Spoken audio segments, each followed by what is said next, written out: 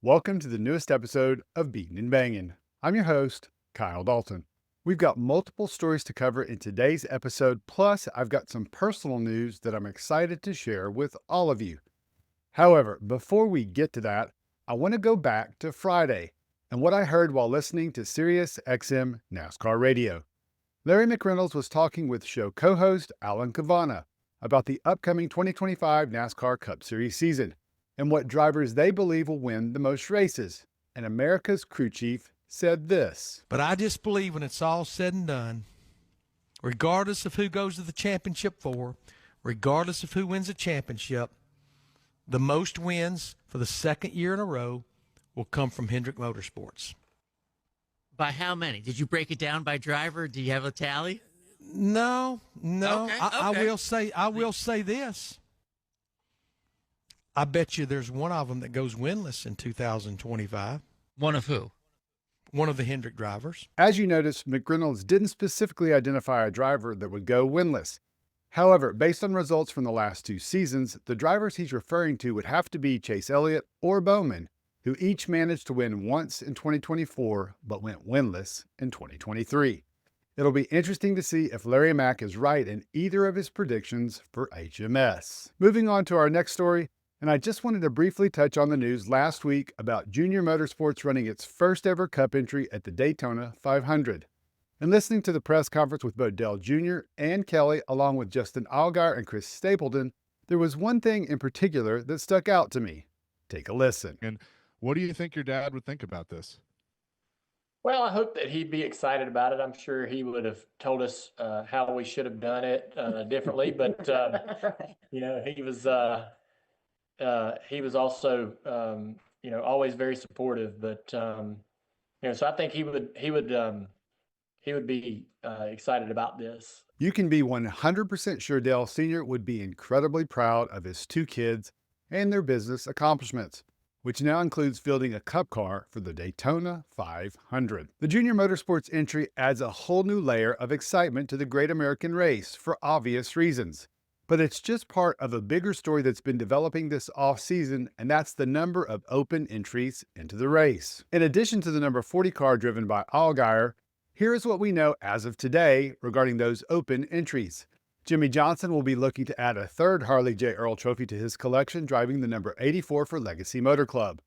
The now retired Martin Truex Jr. is the other Cup champion who will be an open entry, piloting the number 56 car for Tricon Garage and reuniting with former crew chief Cole Pern for the one-off event. Other open entries include B.J. McLeod driving the number 78 for Live Fast, Anthony Alfredo in the number 62 for Beard Motorsports, and last but certainly not least is four-time Indy 500 champ Elio Castroneves, participating in Project 91 with Trackhouse Racing. I included him last because unfortunately he won't be part of the drama since he's guaranteed a spot with the open exemption provisional rule NASCAR announced a couple of weeks ago. So we have 5 confirmed teams who will be attempting to qualify for the race. What's great is we could get at least 4 more entries, and they would include the newly renamed Garage 66 car and a replacement for Mike Wallace, Rick Ware Racing and the number 15 car, New York Racing and the number 50 car, and the number 33 RCR car with possibly Austin Hill behind the wheel. This is the largest number of open entries in a while, and it's going to make for a wild and exciting week at Daytona that can't get here soon enough. Moving on to our next item, and it's the 2025 Chili Bowl. All week I was watching replays on YouTube from the world's biggest midget race. And then on Saturday night, I was watching social media and saw all the complaints about FloRacing's app crashing and how they were broadcasting the races for free on YouTube. I joined the 73,000 other fans and watched the final races, including Kyle Larson battling against some tough competition in the main event, like Christopher Bell, before winning his third Tulsa Driller. However, it didn't come easy for the Hendrick Motorsports driver, as you can see in the video, with his car running up over the cushion and up against the wall. Seeing that, I remember back to Larson's interview a few weeks ago on SiriusXM NASCAR Radio when he talked about one of his goals in 2025 was trying to crash less. For me personally, you look at personal statistics at the end of the year and I feel like I still crash about the most. So that's probably the one area that I feel like I've tried to get better at, even though it doesn't seem like it. But yeah, I mean, that's the thing that I kind of look at for this coming year is like, all right, how do I maintain who I am without crashing as much? So it's a constant battle with myself, but I feel like if I can figure that out, I can be even more successful. He was fortunate in Oklahoma and had a couple of near misses, but in the end, led all 40 laps and held on for the victory. Saturday was a fun watch, but the whole week featured a ton of great racing action, and I'm already looking forward to next year. And the last story of the day also comes from the Chili Bowl. It happened on Sunday when Jeff Gordon, who served as the Chili Bowl Grand Marshal, shared a moving video of a special encounter he had with a fan. His post on X read, "Full circle moments are truly unforgettable. Back in 2000, I had the honor of hosting 7-year-old Cody Keith, who was courageously battling non-Hodgkin's lymphoma. Last night, we reunited. Special to see him after all these years and meet his family."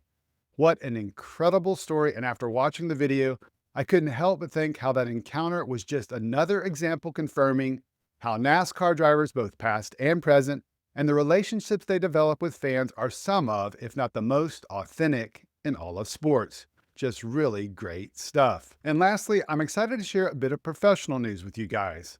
I know I haven't mentioned my other job lately as a journalist. For those of you who don't know, I moved over to Athlon Sports in September.